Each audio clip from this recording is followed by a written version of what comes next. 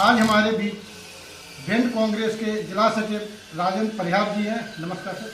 नमस्कार आदरणीय, बहुत बहुत धन्यवाद आपका। आज जो है आप पधारे। बहुत आप अपना एक बार पूरा परिचय बताएं। आप राजनीति में कब से हैं और क्या आज आपके पास पद है? मैं राजनीतिक में 2016 से हूँ और 16 में जो है NSY का उपाध्यक्ष रहा, फिर युवा कांग्रेस में जिला उपाध्यक्ष रहा और आज जो जिला कांग्रेस कमेटी में सचिव हूँ और ITI डिपार्टमेंट में प्रदेश में समन्वय हूँ। राजेंद्र सिंह परिहार मेरा नाम है। मैं बहुत से हूँ, किसान परिवार से हूँ। छोटा सा गांव मेरा कटमा अजीब गांव है और मैं निरंतर युवाओं की, किसानों की, बेरोजगारों की आवाज़ उठा रहा हूँ और भ्रष्टाचार के खिलाफ बहुत जो है लंबे समय से जो है आवाज़ उठा रहा हूँ। आज हम बात करेंगे लोकसभा चुनाव की, क्योंकि 2024 के अंदर लोकसभा का चुनाव होना है। हाँ।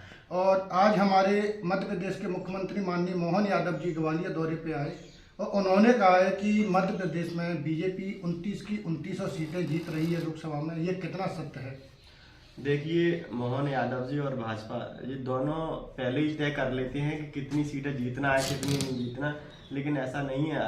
हमारे जो है 4 तारीख को प्रदेश अध्यक्ष जीतू पटवारी जी, नेता प्रतिपक्ष श्री उमंग सिंघार जी और प्रदेश प्रभारी जितेंद्र भवर सिंह जी 4 तारीख को आ रहे हैं। लोकसभा चुनाव की बैठक है। कोशिश करेंगे कि हम जो है 29 में से सीटों में से कुछ सीटें अपन दमदार प्रत्याशी उतार के सीटें जीतने का काम करेंगे।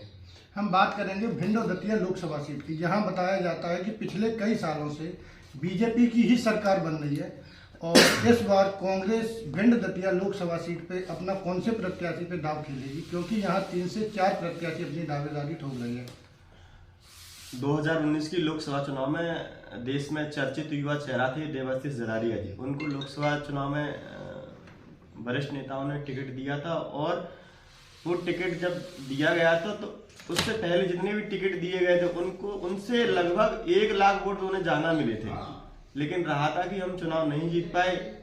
युवा देवाशीष जरारिया लोकसभा प्रत्याशी हैं, अच्छे दलित नेता हैं। अगर पार्टी उन्हें दोबारा मौका देती है तो कहीं ना कहीं वो जीत निश्चित ही पक्की हो जाएगी और प्रबल दावेदार है कि 5 साल से बिल्कुल लगातार भिंड दतिया के दौरे पर जनता से जुड़े हुए रहते हैं।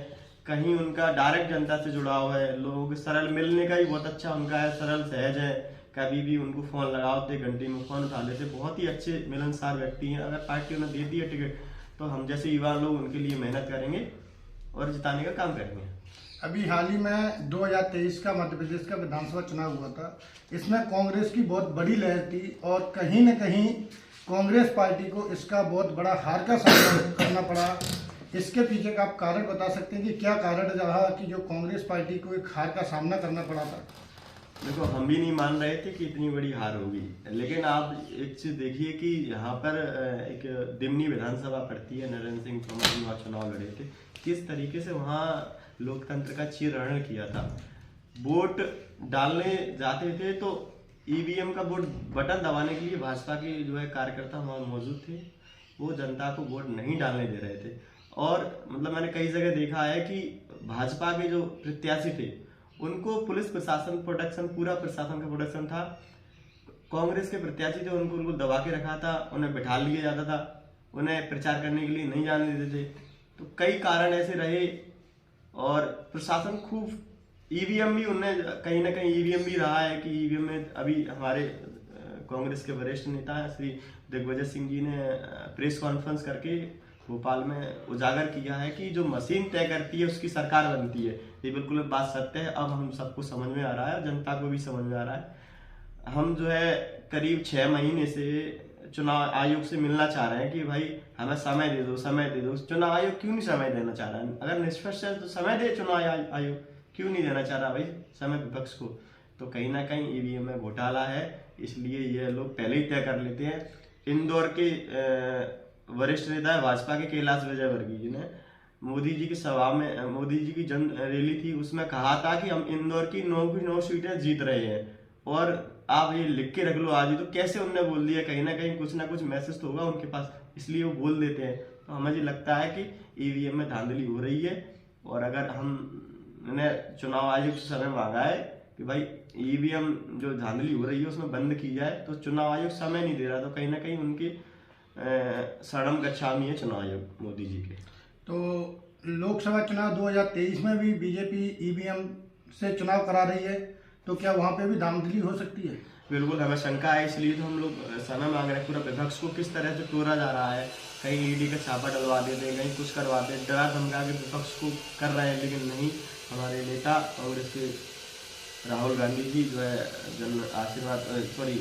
जन भारत जोड़ो न्याय यात्रा निकाल रहे हैं, उससे लोग जुड़ रहे हैं, काफ़ी जुड़ रहे हैं। हमें विश्वास है कि जनता हमें चुनेगी। अभी हाल ही में कांग्रेस की नई कार्यकारिणी गठित हुई है, जिसमें प्रदेश अध्यक्ष माननीय जीतू पटवारी जी, नेता प्रतिपक्ष उमंग सिंघार जी और उप नेता प्रतिपक्ष हेमंत कटारे जी को बनाया है। इसका मतलब है कि कांग्रेस अब युवाओं पे दाव लगा रही है। आप युवाओं को क्या संदेश देना चाहते हैं? देखो, मैं युवा कांग्रेस में NSY में रहा, फिर युवा कांग्रेस में रहा, अभी जिला कांग्रेस कमेटी में। तो पार्टी हमारी हमेशा युवाओं को मौका देती है, और आज हमने ये देखने को मिला कि मध्य प्रदेश कांग्रेस कमेटी के अध्यक्ष जीतू पटवारी जी, हेमंत कटारे जी और उमंग सिंघार जी, ये तीनों युवा है, ये जोड़ी है, बहुत अच्छी जोड़ी है।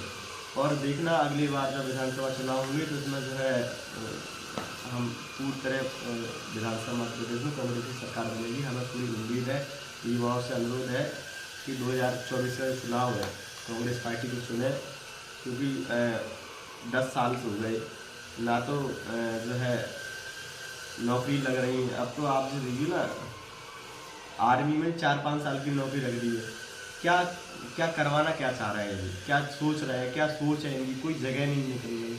बेरोजगारी में इतनी हो गई है कि आदमी आत्महत्या कर रहा है। एक पढ़ाई में 10-20 लाख रुपए खर्च करने के बाद भी आदमी अगर जो है उसकी नौकरी न मिले तो वंचित रह जाता है। तो मेरा सभी युवाओं से अनुरोध है कि कांग्रेस पार्टी को चुने, तो कहीं ना कहीं हम लोग आपकी मांग को पूरा करेंगे। फिलहाल के लिए इतना, बाकी बने रहिए हमारे साथ प्रदेश समय पे।